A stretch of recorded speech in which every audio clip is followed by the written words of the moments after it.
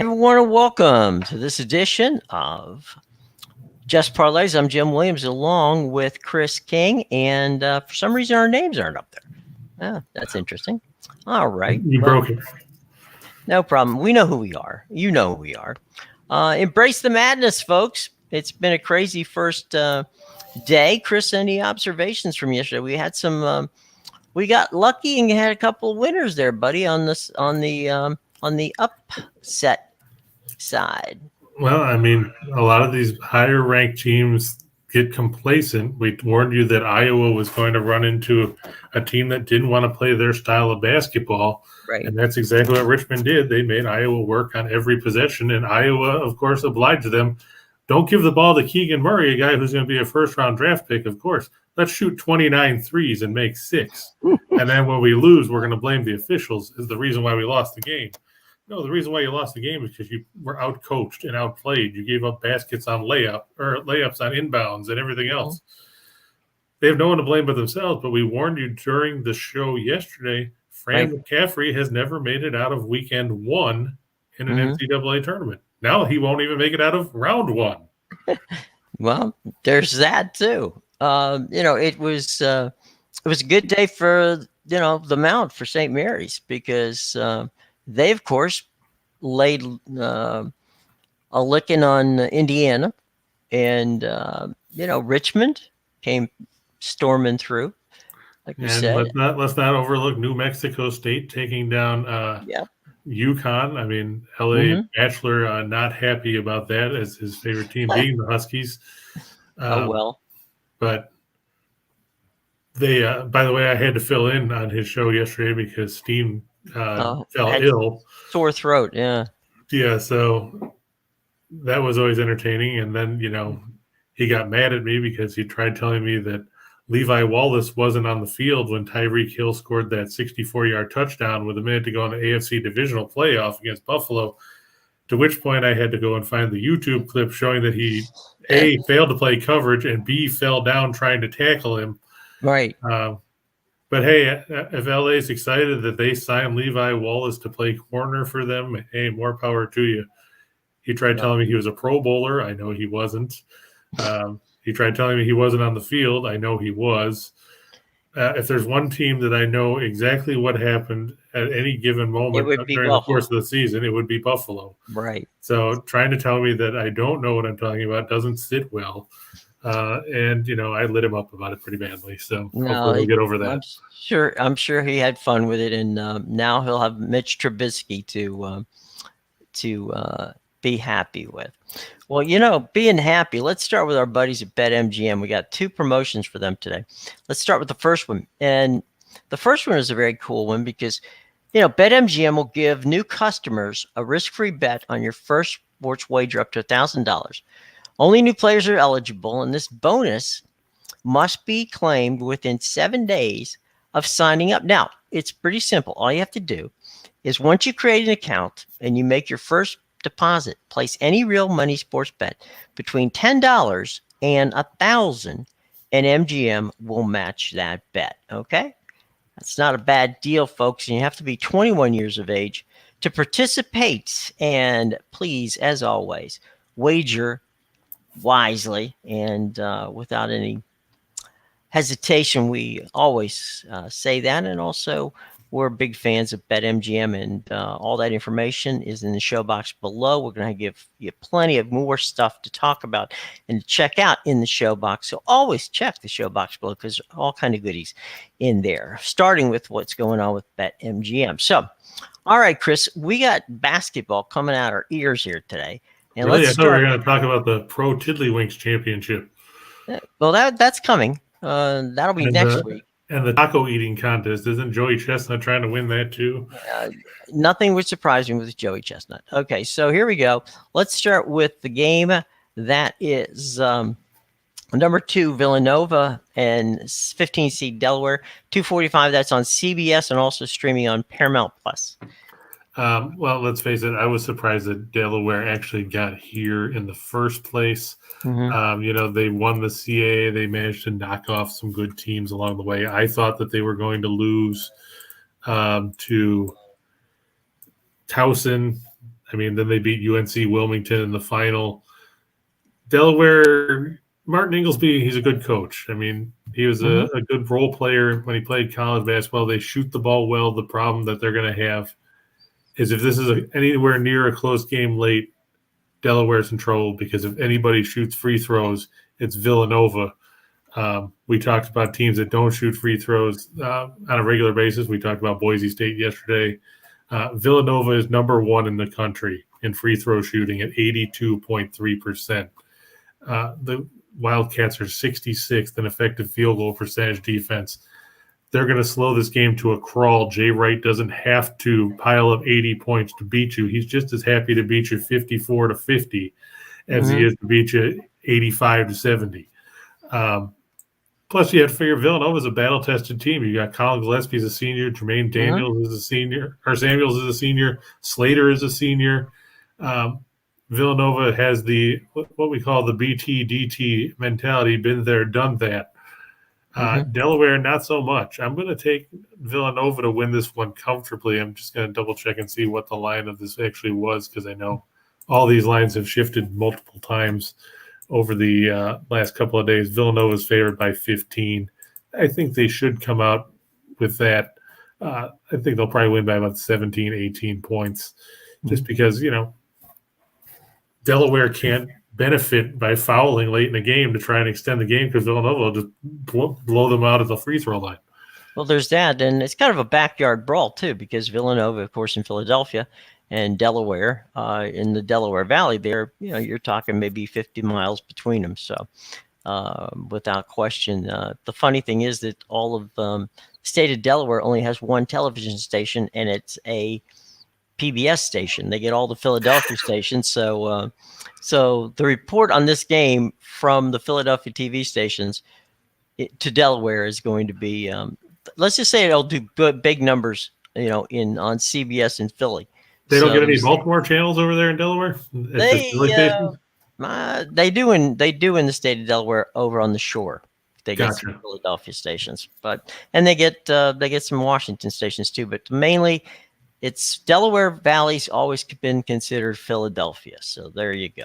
And all right, David the Italian goes back to your point earlier, Jim. The Big Ten is overrated. Having 14 teams makes the better teams look awesome, but it's a watered down conference. That's why they got 9 teams in because everybody wants to point to strength of schedule.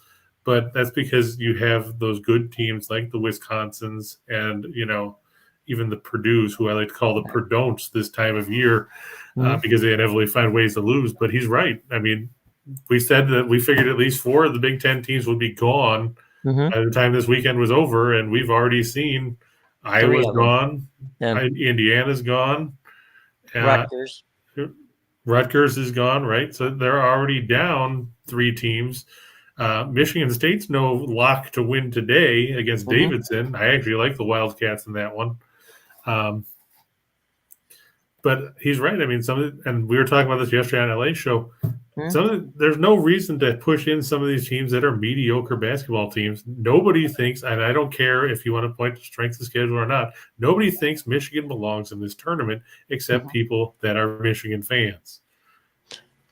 And they still have a tough battle coming up on Saturday. So, they're not out of the weekend first yet.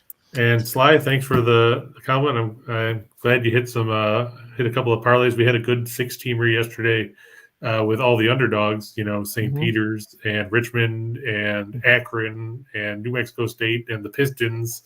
And the only favorite we had on it was the Stars because they played Montreal. And, they had to, of course, make it interesting and win with 10 seconds left in overtime. But I'm glad that it worked out for you. Hopefully you made some good bank and, you can go eat pizza or whatever and drink some beers watching the tournament.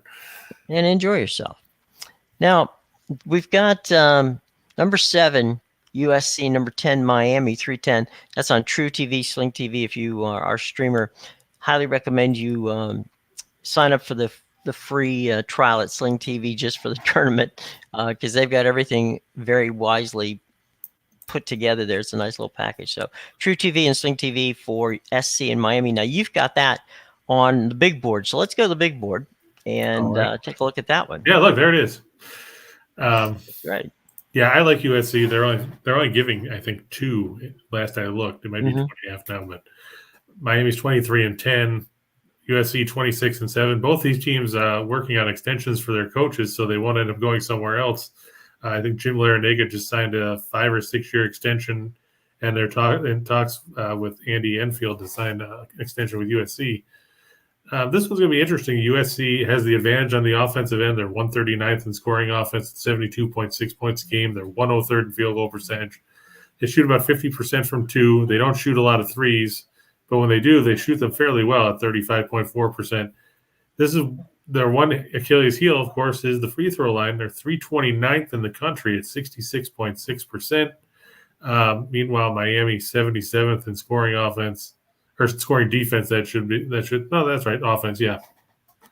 But the difference is on the defensive end of the floor. If you look, USC 79th in scoring defense, they're 12th in field goal percentage defense at 38.9%. They're second in 2-point defense behind Gonzaga at 41.7%.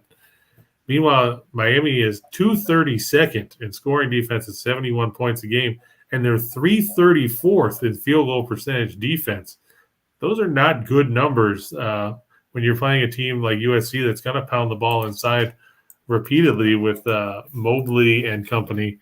That's where the Trojans make their money, so to speak, is inside. They're not a great perimeter shooting team, but, you've got Isaiah Mobley, Chavez Goodwin, who played at Furman before he transferred out west, and those guys are going to make life tough for Miami's interior game, which – let's face it, isn't all that great. You look at they don't have a ton of size. Miami's biggest guy is Sam Wardenberg at 6'10", and he's not much of a contributor on either end of the floor. You got Anthony Walker at 6'9", but he only plays about 15, 17 minutes a game. So Miami, in order to win, they're going to have to get good play from their guards. McGusty, Wong, and Moore are going to have to play well. And I just think the way USC plays defense, it's going to be enough to help them overcome their poor free throw shooting and escape with a win to move on to the second round.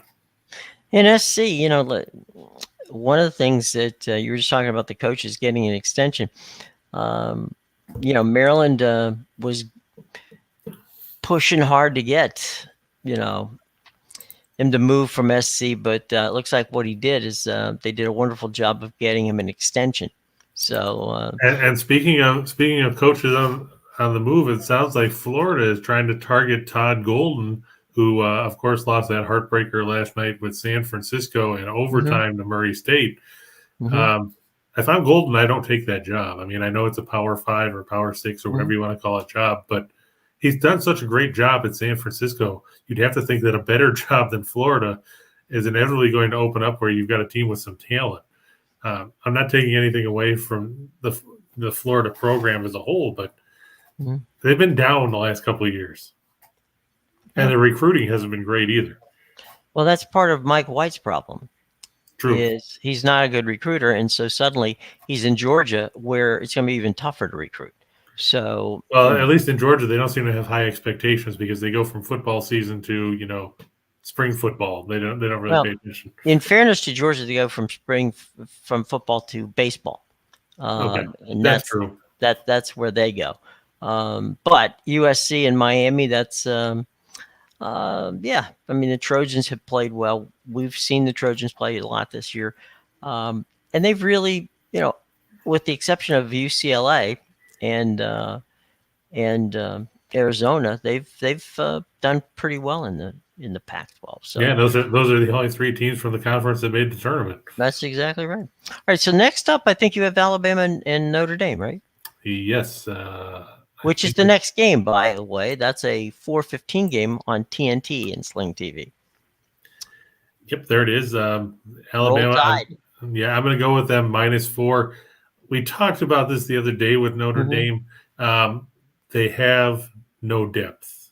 They run 7 guys, and those guys logged a ton of minutes in that game against Rutgers the other night. Just to look at the amount of minutes that these guys played, you figure, wrong button, of course.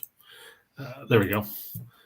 You look, Cormac Ryan played 46 minutes. Prentice Hub played 44. Blake Wesley played 42. Nate Laszewski played 37. Dane Goodwin played 34. And Paul Atkinson played 33. Now, you had to fly from Dayton. You have to go to, I think they're playing in what, San Diego? San Diego. Yeah. So you've got to fly 2,000 miles or whatever to go over to the West Coast to prepare to play a team in Alabama that does one thing well, and that's it, and that's run you into the ground. Now, sure, Rutgers is a slow tempo team, which fit Notre Dame. That was fine because if you look, Rutgers was what, 295th in tempo. Okay, that works for Mike Brey because Notre Dame, if you look at the numbers, they're 256th in tempo. Here's the problem, and the problem is this, and I'm going to make it simple. Alabama is 12th. Alabama averages almost 72 possessions a game. They're 11th in offensive rebounding percentage at 35.5%. They're 8th in field goal percentage from 2-point range at better than 56%. There's just no godly reason that Notre Dame, unless somehow St. Patrick's Day and the luck of the Irish was extended in some alternate dimension where the time zones, it's like Groundhog Day with Bill Murray, there's no way in hell that Notre Dame is going to be able to run with Alabama. Their hope to stay in this game is to play Dean Smith four corners basketball and hope you can hold the ball for 11 minutes because of the fact that, maybe the shot clock's broken. Or hope that Alabama fires up a bunch of bricks from 3-point range. Because if Alabama is shooting well, this game's going to turn into St. Mary's, Indiana. Yeah, the other thing, too, with Alabama and Notre Dame, we talked about it the other day, and that is not only are you traveling 2,000-plus miles, you played on Tuesday night. You got 7 guys as your rotation. Well, they played Wednesday night. Wednesday night. Yeah, it ended yesterday morning. Right. So you turn around and your body clock is at 1 o'clock in the afternoon, which is not normally when you play basketball. So you've got Notre Dame's got a lot of just physical situations against them, let alone the fact that Alabama is rested and is going to run them up and down the court. Yeah, I mean, Notre Dame's is going to have to try and find a way to make Alabama play their style of basketball. And if there's one thing NATO doesn't usually do, it's conform to what some other team wants him to do. The only team that really had success doing that against him when he was at the University of Buffalo was Texas Tech. Mm-hmm. And it was the year that Texas Tech went to the championship game and lost to Virginia. Notre Dame, as talented as they are, is not Texas Tech 3 years ago. Mm-hmm. And Alabama's just going to push the pace, and they're going to grind Notre Dame down, and Notre Dame's going to have nothing left. I think that the other point here, too, and we'll wrap this one up before we move on, is that Alabama is far more athletic a team than Notre Dame is. Notre Dame's a plotter. There's nothing wrong with that, as you said. It suited them. But Alabama can get up and down the court, and they can rebound, and they're just a faster team. And, that doesn't bode well for Alabama. I'm sorry, for the Irish. And sorry to David Hess, who I'm sure is sitting there going, "Come on, guys! Notre Dame's going to get this game." So, David, I'm sorry, buddy. We're not going to be able to say that this is your day today. Let's move on to the next one before we go back to our list of games time wise. So, our next game on the agenda. I had Houston and UAB. Mm-hmm. That's a 9:20 start, something like that. Mm-hmm. But the Cougars, I give Kelvin Sampson a ton of credit. They lost Marcus Sasser early in the year. They lost Trayvon Mark. And they just keep going out and winning basketball games. And this is going to be one of those clash of style type games. I mean, you look, both teams are good offensively. Houston's 55th, and that gets overlooked a lot because when we talk about them, we always talk about Houston. We talk about defense, but the Cougars can score. Mm-hmm. UAB is a team that can score too. They're 6th in the country at 80.7 points a game. They're 45th in field goal percentage, 125th in threes, 16th in 3-point shooting. But here's the problem. they've got to face a Houston team that is fourth in the country in scoring defense at 58.9 points a game. The Cougars lead the nation in field goal percentage defense at 37.3%. They're eighth in 2-point percentage defense at 43.5%. They're 11th in 3-point defense at 29%. UAB may be a great offensive team in Conference USA. This ain't Conference USA. You're facing a team that went to the Final Four last year and has persevered through injuries and everything else to win 29 games. They get number 30 here. UAB will hang around for a while, but that cold shooting is going to doom them when you get right down to it. Bill's asking about Delaware, Villanova. Delaware plus 15.5. Like we said, it's going to boil down to whether Villanova decides that they want to play offense or not. If Villanova just plays a defensive struggle game like we saw with Creighton in the Big East tournament, where it was, 54-48? Yeah, it wasn't a big score. Yeah, and St. John's was 66-65. UConn was 63-60. Then Delaware can hang around. If UConn decides to play offense, Villanova decides to play offense, they could roll Delaware right out. If you're going to play the line, you're probably safer playing the points just because Villanova's it's the safer of the two bets because Villanova money line, I'm sure, is prohibitive like it usually is when you have a double-digit line. I personally think Villanova should win this one convincingly, but Delaware, we've seen all these mid-major teams hang around and cover lines. I mean, even Vermont covered yesterday, which we talked about yesterday on the show too. So if you want to take the safer route, take the points. If you want to take the super safe route, everybody would say take Villanova on the money line, but I wouldn't pay minus 1,800 either. If you want to play the super smart way and you don't want to run the risk of Villanova suddenly scoring a ton of points, leave the game alone. Right. One other quick thing about that, and that is that Delaware, as I said, there's a backyard situation. A number of kids who play for Delaware, are from the Philly area. So you've got that kind of, little brother mentality, which might keep the game closer than it might normally, that you might normally think. So I like you, Chris. I don't think I'd go. This is one of those games I would stay away from.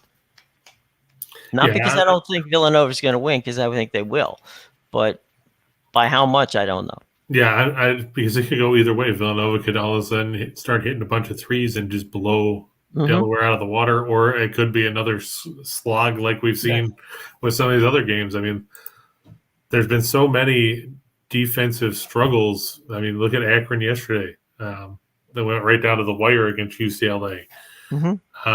You saw what we talked about.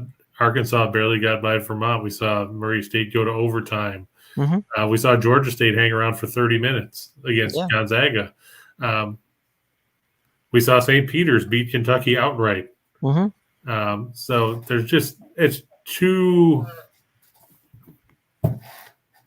many variables there. Yeah. So we got at 4:30 Texas against a team nobody wants to face, Virginia Tech. All I have to say about Texas is whenever it comes time for the tournament, they don't show up. You look at the last few years, they lost to Abilene Christian as a 3 seed last year. You look the year there was no tournament, obviously, in 2020. You look at 2019, they didn't even make the field. They went to the NIT. You look at 2018, they lost in the first round to Nevada. You look at 2017, they beat Texas Tech. Oh, no, sorry, that was the Big 12 tournament. They didn't even make the field. They were 11-22. I'm trying to find when Texas's last win in the conference or in the tournament was. They lost in 2016 to Northern Iowa in the first round as a 6. They lost in 2015 as an 11 to Butler. They lost. Oh, no, there we go. In 2014, they beat Arizona State by 2. And then they lost to Michigan. So you've got to go back to 2014, the last time you saw a team from Texas win an NCAA tournament game. That was 3 coaches ago. Right. Rick Barnes was still in Austin. I was going to say one of the reasons Shaka is in Marquette is because he couldn't get him deep into the tournament by any stretch of imagination. So, yeah, I know everybody wants to talk about how Virginia Tech plays, or I'm sorry, Texas plays defense, but you know what? So does Virginia Tech. mm-hmm. And Virginia Tech is very efficient on the offensive end, which you can't say about Texas. Texas is 243rd in three-point shooting. Virginia Tech is third. Just out of curiosity, what's the line on this game? Last I saw, it was Texas was favored by 1 or 1.5. Oh, so this is basically a push. Yeah, it's currently still Texas by 1.5. I took Virginia Tech. Mm-hmm. I just don't have faith in Texas. We saw Virginia Tech get hot down the stretch. They played well in the ACC tournament. I mean, you look, they beat Clemson, they beat Notre Dame, they beat North Carolina, and they beat Duke, and they beat North Carolina and Duke by double figures.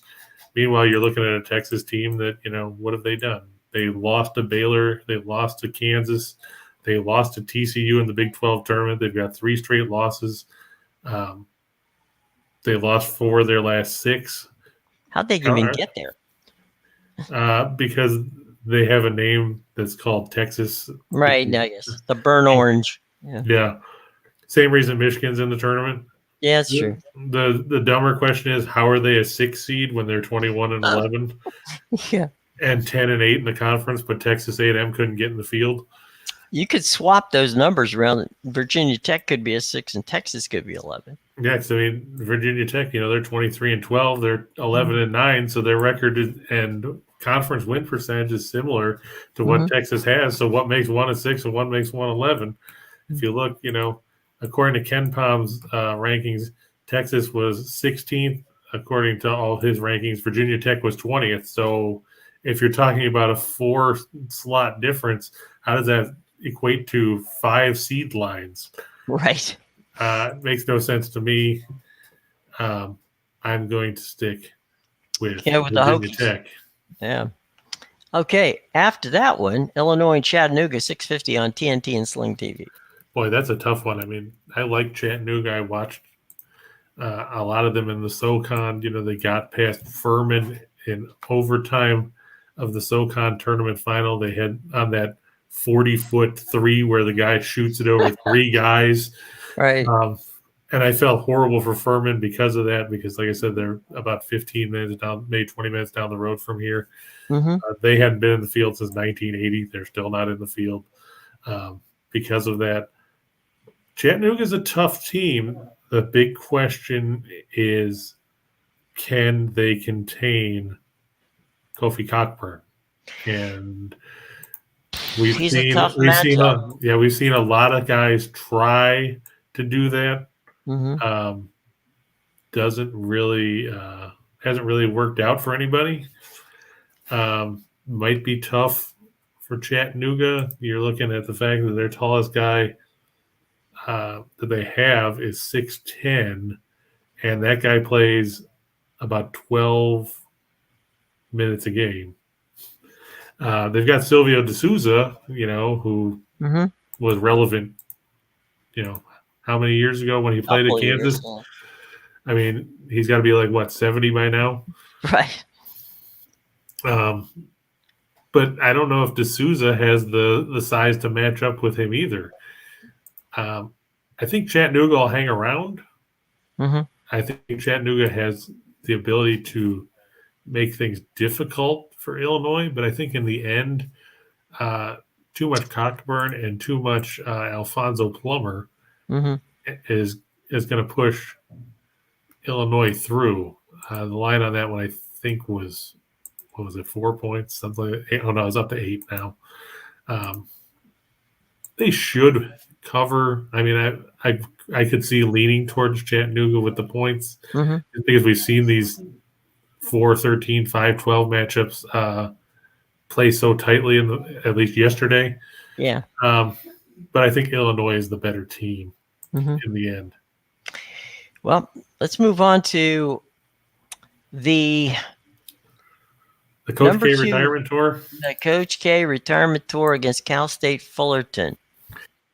Cal State Fullerton, the team nobody really talks about because, Mhm. well, Cal State Fullerton, and people only know that they're in Fullerton because it's in the name. Right. But Dedrick Taylor, he's done a decent job there. But this is similar to what we talked about with a lot of these mid-major teams. We talked about yesterday with Georgia State. Congratulations, you won your conference tournament. You're going to go and play in March Madness. Here you go. You get to play Duke, or you get to play Gonzaga, or you get to play Mhm. Baylor. Fullerton, I mean, the best team that they played all year was probably either Wyoming, who they lost by 13 at home to, or Santa Clara, who they lost to by 7 in their season opener. Mhm. As much as I like both those teams, I think it's safe to say that Duke has better talent than both those squads, especially with Paulo Banchero and Trevor Keels. Mark Williams is a disturber on the defensive end of the floor. You've got Wendell Moore is finally actually doing something after pretty much being an afterthought for the first 2 years. AJ Griffin is good. And it's made guys like Theo John, who came over from Marquette, basically an afterthought. I don't think Fullerton has the horses to stay in this one. Hopefully, it doesn't turn into a Dunkapalooza for Duke. But I think they're going to win this one going away. Whether they get out of the weekend could be another story altogether. But they should win this one convincingly over Fullerton. Fullerton just hasn't played a team of the caliber of Duke, and as long as Duke doesn't get suckered into the stupidity of, oh, well, it's just Cal State Fullerton, they're 15 seed, they're just happy to be here mentality like Kentucky had yesterday, they should be fine. Well, I don't think they're going to get into that mentality. Two name programs here: LSU and Iowa State, 7:30 on TBS. I know a lot of people like LSU. I liked LSU too when they were 15-1. Right. Since That then, was a while ago. yeah, since then they're 7-10, and they fired their coach. Mm-hmm. So I'm not 100% sure who took over for Will Wade. Do you have any idea who that was, Jim? No, I don't. Oddly enough, you fire a coach, and as you go into the tournament, what does that? I mean, how do you expect these kids to play? I mean, who's going to step up and coach them from? Oh boy, it's Kevin Nickelberry. Okay. He's been an assistant there the last couple of years, but I remember he had a stint. He started his coaching career at Howard, spent 3 years there and got canned. Then he spent, at Hampton. Then he spent 2010 from the 2010-2011 through 2018-19 at Howard. Posted a 96 and 194 record before getting unceremoniously dumped. So his coaching career record is 145 and 238, or a 379 win percentage. You have to think this has got to be a distraction for LSU. I know I'd be distracted if I was a student athlete and saw my coach get fired, the week before the tournament, just like when Ed Orgeron got fired on the football side. And you're facing an Iowa State team. Yeah, Iowa State is streaky. They started 12-0. Then they lost 5 of 7. Then they won 2 in a row. Then they lost 4 straight. Then they won 4 straight. Now they lost 3 in a row. But, I mean, you look at some of the teams that they lost to. They lost to Baylor a couple times. Nobody's going to fault you for that. They lost to Texas Tech. They had a weird loss to Oklahoma State where they only scored 36 points at home. But, they're a decent enough team. They force a lot of turnovers. They're good defensively. If they can get out of their own way, because they do turn it over a fair amount, they've got some decent weapons. Isaiah Brockington, Gabe Kalsher. I'm going to go with Iowa State just because I think that, like I said, it seems like LSU is primed to just get ready. They're ready to throw in a towel and say, let's get this crap over with, because obviously, we've got to find a new coach, because I don't think it's going to be Nickelberry. And I'll take the points in Iowa State. Last I heard, TJ Otzelberger hasn't been fired or talked about leaving town. So right. I'll take Iowa State in the points. Here's the team that coming up next that we've liked all season long, and they're in a battle with number 1 Arizona, and that's Wright State. Yeah, and this goes back to something that I said the other day, and I'm going to reiterate it until the NCAA wakes up and decides to change their mentality. If you earn an automatic bid to get into March Madness, then you should be in the field of 64. You should not be playing in a play-in game to earn the right to play somebody else and be a lamb to the slaughter. If you want to make Wright State a 16 seed out of the gate because they won the Horizon League tournament, that's fine.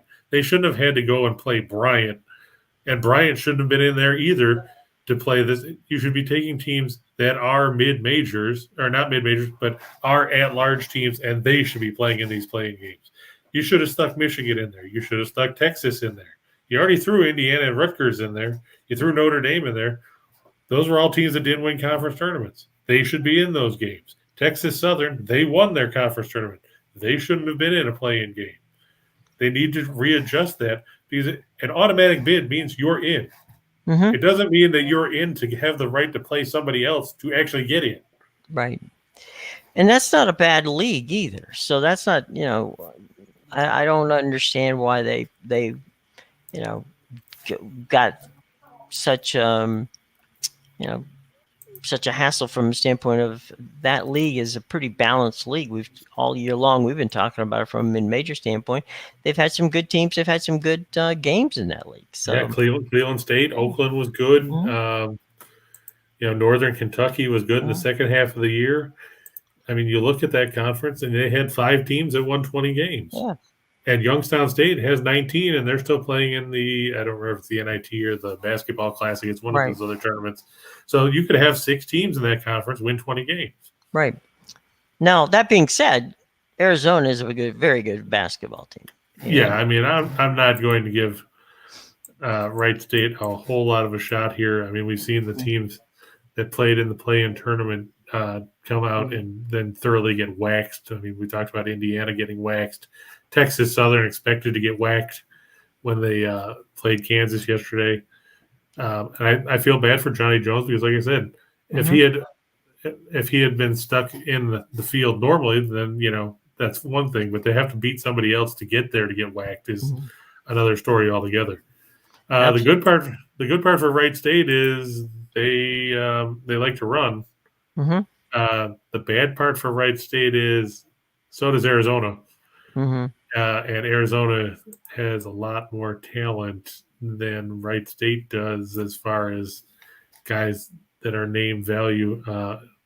And what's even scarier is you look at Arizona's starting lineup. 4 of those guys are freshmen, and the 5th one is a sophomore. This could be a good team for a while, provided they all don't just decide to get the 1 year, let's go to the NBA mentality. But I think that Arizona, Tommy Lloyd has done a great job with this team. They're 31-3. They're 5th in offensive efficiency. They're 18th in defensive efficiency. They shoot 55.9% in effective field goal percentage. They're good on the glass. They're good defensively. Wright State's in trouble. Let's go to now. This one could be really interesting. Davidson and Michigan State. It's a 7-10 matchup. So CBS and Paramount Plus tonight. 9:40 late game. I don't know, man. This is you've been a Davidson fan, and we know Michigan State hasn't played all that well in the Big Ten. Is this one of those games where the Big Ten loses yet another team, or is Tom Izzo get his team past Davidson? I'll be honest. I picked Davidson in this game. I just think that Davidson's a very good offensive team. They average better than 75 points a game. They're decent on the defensive end. They only allow 65.8. Meanwhile, Michigan State's 148th in scoring. They're 156th in scoring defense. And the big difference, if you look, Davidson's got 4 guys that average in double figures. 3 of them average better than 14 points a game. Michigan State's got 1 guy averaging in double digits. They don't have a go-to guy. Gabe Brown leads this team, Mhm. and he puts up 11.4 points a game. That's it. Michigan doesn't shoot all that well from the floor. They're good at the free throw line. I'll give them that. But Davidson's even better than they are at the line. They shoot 75.7%. Michigan State's at 74.7%. And Davidson shoots 48.1% from the field. That's 17th in the country. They're 7th in three-point shooting. Meanwhile, Michigan State, they just don't have, you're used to seeing even guys like Mateen Cleaves or guys like that The that'll step up. Flintstones. Yeah. Right. Back, if you want to go all the way back to 79, they had that guy, what's his name? Greg Kelso. Irvin something. Oh, yeah, him. That Magic. that guy. Irvin Magic. I thought you were saying Greg Kelso, Special K. It was his running mate who people forget even played. Oh, yeah, they had him too. But yeah, they've always had a go-to guy or two, and this team doesn't have it. I know that everybody wants to talk about how great Michigan State is, but everybody wanted to talk about how great Michigan was too. And these are two teams that basically are riding off a name reputation because the Spartans weren't all that great. You look, they had lost 7 of their last 10 in the regular season, and they're one of those wins that they had was against Maryland, and then of course they got to play Maryland again in the Big Ten tournament. And beat them again. Then they got by Wisconsin, which I'll give them credit for, but then they lost to Purdue. I don't like Michigan State's chances. I know they're right down the street here because they'll be playing in Greenville. So is Duke. But I think Davidson, that's the fun part. Davidson's not that far away campus-wise from here. So that Davidson fans are going to travel well. And Bob McKillop has experience when it comes to beating big name teams. Remember a few years ago when Seth Curry was playing, they knocked out Duke in the tournament. Yeah, there's the other thing too. What you're talking about is, if Davidson gets up on Michigan State, then the crowd suddenly becomes Davidson fans, even if they're not from Davidson. You're going to get that mentality of, everybody likes the underdog. And if Davidson gets up, boy, Michigan State's fans are going to, be outnumbered by multiples of 2-1 in that building. Right. And, Michigan State, like I said, they get flustered. They don't play all that well sometimes. And I think it's going to blow up in their face. I think Davidson is going to and Davidson always plays tough in the tournament. A few years ago, they were a 12 seed. They lost to Kentucky by 5. They lost to Marquette by 1 as a 13 seed. I mean, you're not going to push them over and just, run away with a game. It's just not how it works when you play a team like Davidson. Speaking of, Ohio State did at least avoid being the 4th team from the Big Ten to get eliminated. They knocked off Loyola Chicago 54-41. That game is now over. 54-41. Okay. An offensive juggernaut neither of those teams are. Moving on to the late game between Wisconsin, and we talked about Colgate. And this is the Pete Medhurst special team.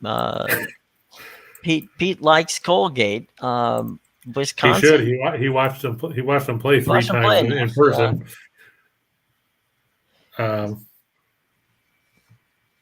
I don't think they get by Wisconsin though. MSU is going to crush Davidson. Is that what you're saying, Brody? It's not that I hate MSU. It's the fact that I've seen them play. I just don't think they have a go-to guy. I mean, with one guy in double figures, who do you go to in a clutch possession when you're down by 2 or 3 late in the game? I mean, if you're a Michigan State fan, you can tell me because I've watched them play and they just don't have anybody that intimidates me where I'm like, I've got to stop that guy from getting the ball. They're also not good at guard play. That's true. Which is a big problem. Especially with Davidson because Davidson likes to, do damage with the guards. Right. So nobody's hating on any of these teams. We're just trying to tell you which team's going to win. It's not that we dislike Tom Izzo and Michigan State. If there's a team I don't like, I'll make it clear because I'll just tell you I don't like them. Right. Like I didn't like Notre Dame and I didn't like Rutgers the other day. Or Michigan. Yes. Yeah, and I don't think Michigan belongs in the tournament, so I definitely don't like them. As for Colgate, Wisconsin, it's definitely going to be interesting because Colgate is a great offensive team, mm-hmm. and they can kill you from the perimeter. The question is, can they get enough good looks and or knock down contested shots? Because Colgate 13th in the country, averaging 9.9 threes a game. They're 25th in field goal percentage at 47.6. They're second in three-point shooting at 40.3%. And they share the ball well. They're eighth in the country in assists, 17.2. The big question with Wisconsin is the same question that we had down the stretch. Which Johnny Davis is going to show up? Because are you going to get Johnny Davis who hung, 16 billion points at times, like when he had 30 against Indiana or 37 against Purdue? Or are you going to get the Johnny Davis that, we saw down the stretch, like against Michigan State when he was 3 of 19 from the floor and finished with 11, or when he was 2 for 13 against Penn State, finished with 4 points. That's my biggest concern is what are you going to get out of Davis? Which version are we going to see? He's kind of been Jekyll and Hyde down the stretch. He scored 30, then he had 25, but then in the last 5 games, he had 12 against Minnesota, he had 19 against Rutgers, he had 16 against Purdue, then he had 10 against Nebraska, and then 11 against Michigan State. They're going to need a big game from Davis because, let's face it, their second best scoring option is the 35-year-old Brad Davison, who I think has been in college since 1997, right, when Bo Ryan was still there. Right. Bo Ryan might have not even been there yet at that point. I'd have to go back and see, but it just seems like Davison's been there forever. Right. If Colgate can make it rain from 3, that could get ugly fast. Yeah, I agree. And I think Colgate, they're going to make it interesting. I think Colgate could cover the line. What's the line? I'm going to double check because, like I said, I know they've been bouncing around. I know at one point it was first it was 6, then it was 8, now it's 7.5. And like we've said before, Colgate is not a team that you're going to intimidate. I mean, they beat Syracuse in Syracuse. And I know everybody's like, well, so what? It was Syracuse. And they fell to NC State and Raleigh by 3. They fell at Harvard in overtime. They lost by 3 to Pitt. They hung tough against St. John's.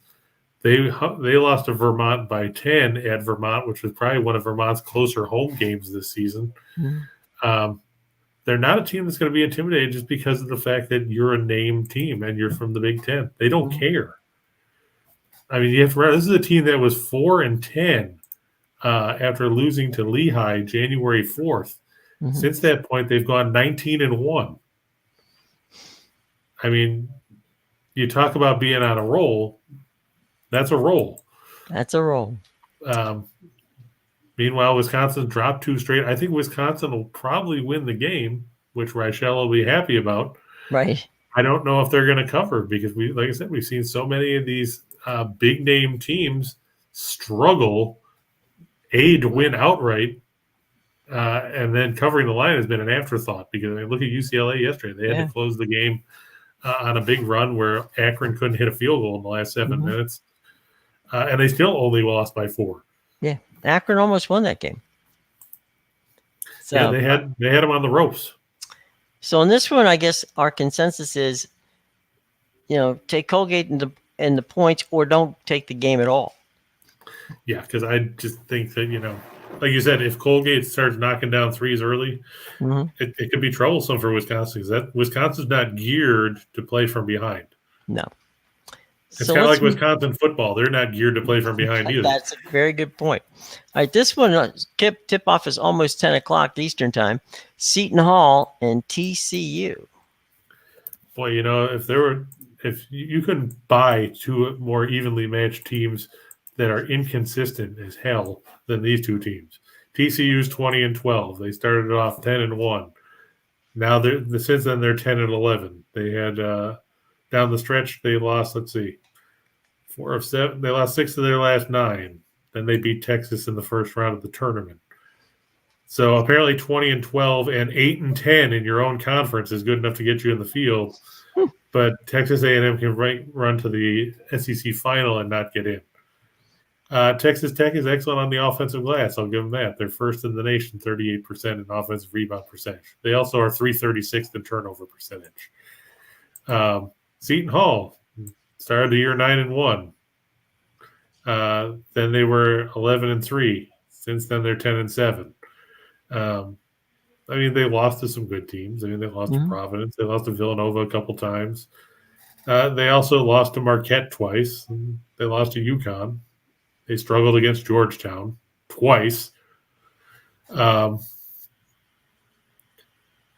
look, and they're good on the offensive glass. They're good defensively. This is going to be one of those games that nobody's going to want to watch because it's going to bore you to tears. It's probably going to end up somewhere in the mid-60s. And it starts late to boot. Yeah, so you can, if you couldn't fall asleep and you wanted to go to bed by 11 o'clock or so, turn this game on. You'll be asleep by 11:05 because it'll be like watching paint dry. In the end, I'm going to lean towards Seton Hall. I'm pretty sure that game's like a pick'em or Seton Hall close by 1. to it. Yeah, it's not Seton Hall by 1. Oh, now it's 1.5. Apparently, yeah, Seton Hall by 1.5. They've got the total at 128.5. I don't know if we'll get there. It's just an ugly game to try and look at. It's tough to pick and tough to watch. Yeah, I'll lean towards Seton Hall just because TCU has been so damn inconsistent. And hopefully Seton Hall can get some of their guys back because I know they had some injury issues. Well, these are also 2 small schools. So you're basically looking at friends and family will be watching this one tonight. Yeah, there'll be literally dozens and dozens of people tuning in, I'm sure. Yep, absolutely. All right, well, that does it for the NCAA tournament information. And, we got one quick thing that we want to get in here because it's still pertinent. We know that, that the bracket situation is over. You filled out your brackets by now, but you can still bet on the games individually. And we want to give you a chance to be as wise as possible. So the team of experts of handicappers over at Winners and Whiners are offering a sports betting guide for the NCAA tournament featuring insightful articles, some of which written by the guy sitting over there, Mr. Chris King. And, one of the things that they do is we find value plays and the most importantly, make the right bet. So sign up today and get it directly sent to your inbox. It's 100% free. All you have to do, visit that all-important show box below that we've been talking about because that's where you're going to find it. So yeah, and we'll be coming out next week, I guess, with a Sweet 16 guide as well. Okay. From what came down this morning, apparently. So, something to look forward to, my friends. All right, so we got some NHL games to take a look at. Let's pop over and take a look at the National Hockey League this evening. Alrighty. And here we go. Okay. Yeah, we got the Flames and the Sabres. We talked about the Sabres yesterday, and they got smoked by the Edmonton Oilers, 6-1.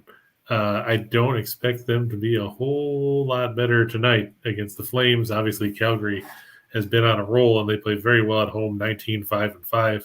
Swifty Craig Anderson, 10-9 with 312 goals against and a 903 save percentage against Jacob Markstrom, who we talked about the other night when they beat New Jersey, with 9 shutouts, which is more than he had in his entire career coming into this season.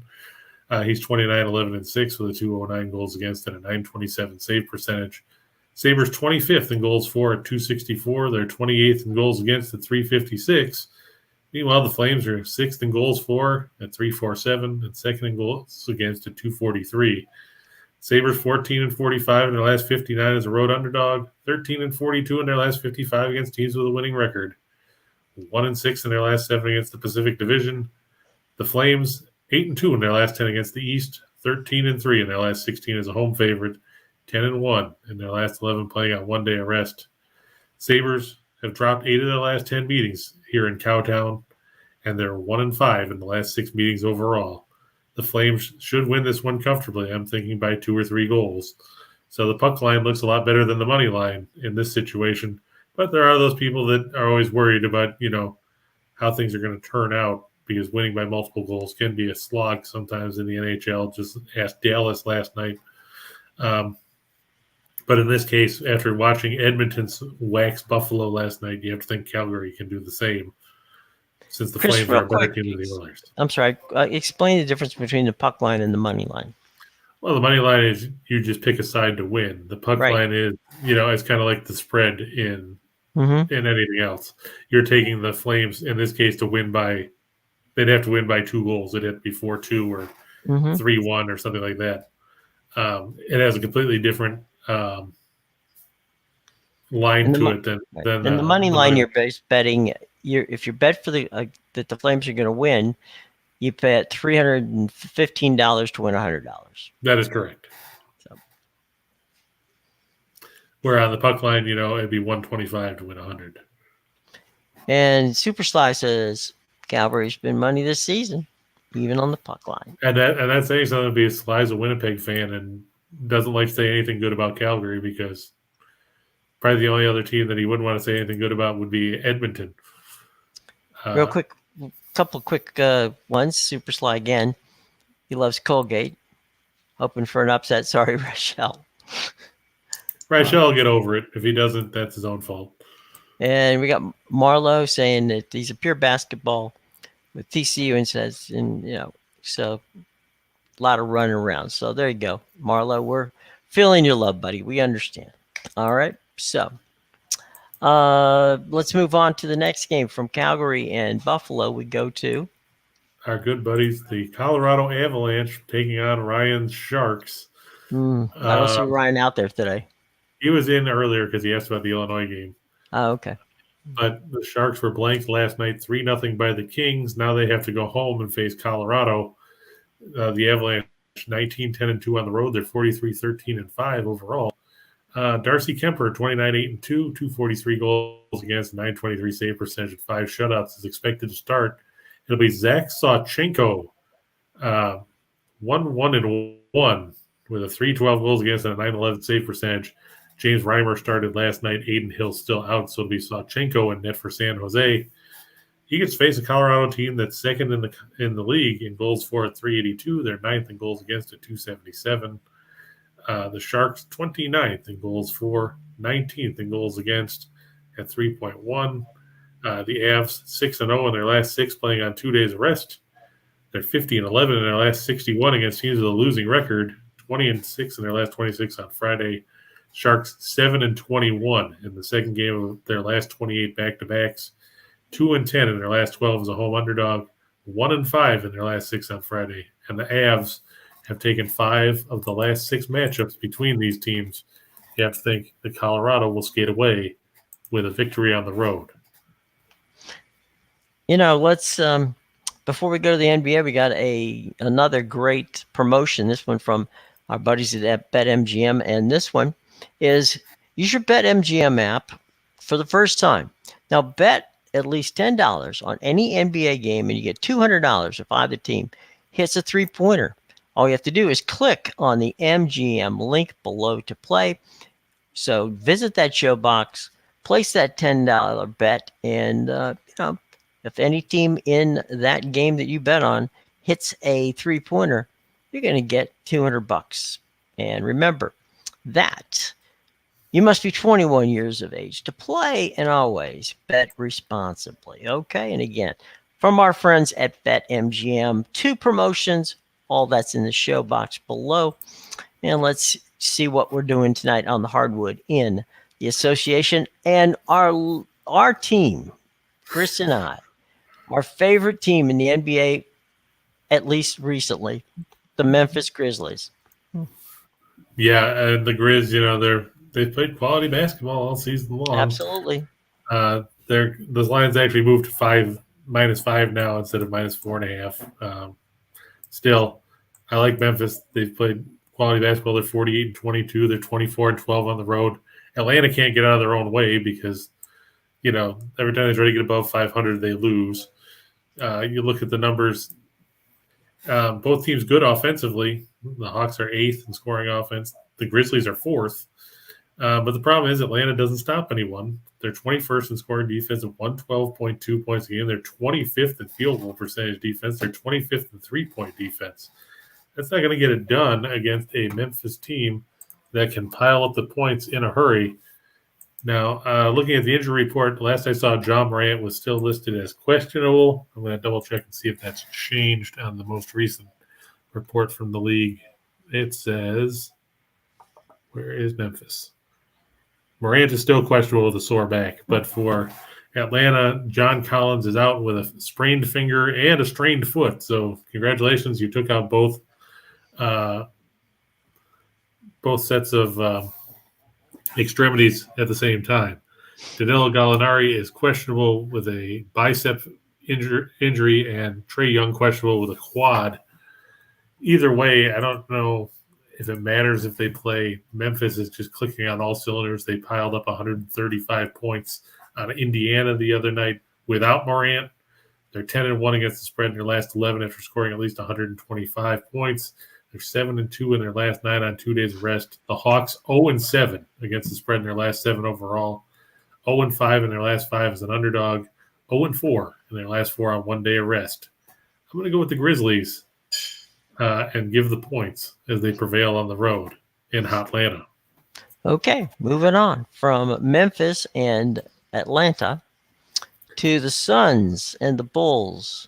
Yeah, the Bulls 41-28, but they're now 2 games below 500 on the road, and playing a Phoenix team that's 56-14. That's an 800% winning percentage. They're 29-8 at home. It's not a good matchup for Chicago. The Bulls 9th in scoring offense, 2nd in field goal percentage, and 2nd in three-point shooting, but they have to face a Phoenix team that is 6th in scoring defense at 106.3. They're 3rd in field goal percentage defense. They're 3rd in three-point defense. Oh, and by the way, they're pretty good offensively. They're 5th in scoring offense at 114.5. They lead in field goal percentage. They're 6th in three-point shooting. The Bulls are middle of the road in scoring defense at 110.9. They're 23rd in field goal percentage defense at 46.8. They're 27th in three-point defense at 36.4. The Suns are 4-1 against the spread in their last 5 overall. The Bulls are 1-8 against the spread in their last 9. 0-6 in their last 6 after a straight-up loss. 0-6 in their last 6 as a road underdog. 0-4 in their last 4 on the road against teams with a winning home record. The Suns, it doesn't seem to matter who's in and who's missing. I mean, Devin Booker missed time. They won games. Chris Paul's out. They're still winning games. Cameron Johnson's not playing. They're still winning. They're at home here. Chicago dealing with still some injuries. They're still trying to get some guys back. Lonzo Ball still out. Zach LaVine is probable, so that's a plus. Jay Crowder, questionable for the Suns. But either way, with Booker and playing at home with all those guys, you have to give the Suns the advantage. Absolutely. Quick promotion on our lineup here, and that's the Max Wagers team midday money with Sean Higgs noon every time. We got Morning with Allie Burns from 1 to 2. Just parlays with us at 2 o'clock, and then you get Scott and Scott back to the window between 3 and 4, and Lenny, Nick, and Tim with game time decisions. That comes up at 5. By the way, check out Lenny and Allie and Craig from Picks and Parlays are going to be in Vegas this week with a meet and greet. So if you happen to be in Vegas, check out their show page, and they'll tell you where everything's going on in Vegas. So if you happen to be in Vegas and you want to hang out with our buddies Allie and Lenny and Craig, well, they're going to have a meet and greet there on Saturday. By all means, check it out tomorrow. Okay, you can watch the games with them. Now,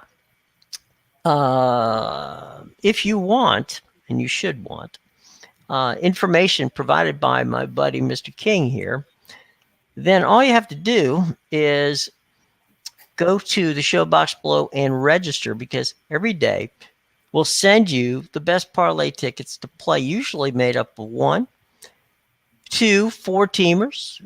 Great wagers. Not everyone's going to win, but playing the odds with Chris is very fun. Now, to be honest, he's done even better than this. And that's the last 3 weeks. Chris has won 6 2-team parlays, 2 14 parlays, 1 16 parlay, 2 18 parlays, earning bettors $100 over $30,000 in winnings. But Chris, you can mention the fact that you even hit a 10 and a 9 in the last couple of weeks as well. So yeah, well, we had 9 yesterday out of the shot in the dark. The only one that didn't hit was Florida, of course, because we had to lose in Vegas. Yeah. But we on the premiums yesterday we had a 6-teamer because we had we took a bunch of underdogs and threw them together, and like I said, we took St. Peter's and Akron and Richmond and the Pistons and New Mexico State, and then the Stars.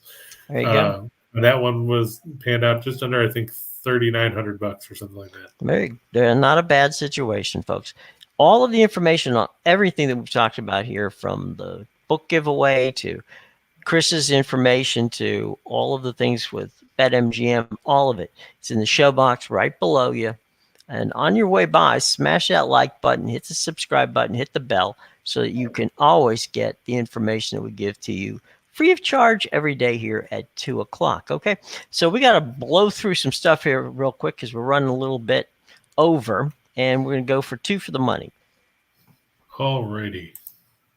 And we talked about those first 2 just a couple of minutes ago.